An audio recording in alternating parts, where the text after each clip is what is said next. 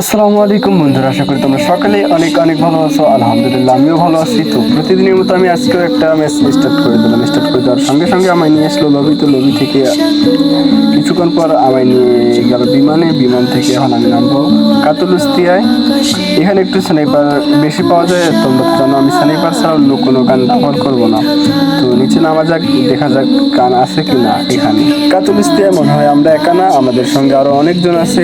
তো এখানে আমি আগে নামার পরে দেখি সামনের ঘরে অলরেডি এনিমি নামছে।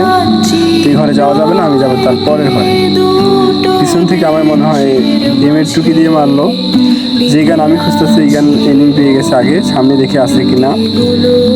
তো সামনের এখানে এনিমি মানে আর কি গানটা নেই, তার জন্য আমি সামনে যাই। সামনে একটা এনিমি, তার জন্য ওয়াল দিয়ে দিলাম। এই ঘরের নিচেও নাই, তার জন্য আমি চলে যাব উপরে। উপরেও নাই, এই ঘরে মনে হয় এনিমি চলবে, তার জন্য আমি এই ঘরটা থেকে দূরে যাওয়ার চেষ্টা করি। সাইডের ঘরেও গানটা নাই, মনে হয় না এই জায়গায় আর গান আছে। অনেকগুলো এনিমি নামছে, তার মারি দিল রে। চিন্তার কোনো কারণ নাই, সামনে তো আরেকবার রিভাইভ দিয়ে দেখি আবার কি করতে পারি। তো এবার আর এখানে নামা যাবে না, তার জন্য আমি নামবো বিমান শক্তির উপরে। তো নামতে নামতে সবার উদ্দেশ্যে একটু কথা বলে নিই। আমার ভিডিওতে ভিউ আসে, তবে কোনো লাইক কমেন্ট বা শেয়ার হয় না।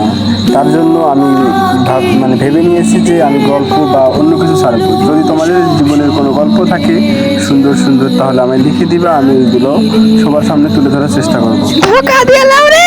ধন্যবাদ বন্ধুরা, আজকের ভিডিও এই পর্যন্তই। আমাকে আকাশে মেলে দেয়।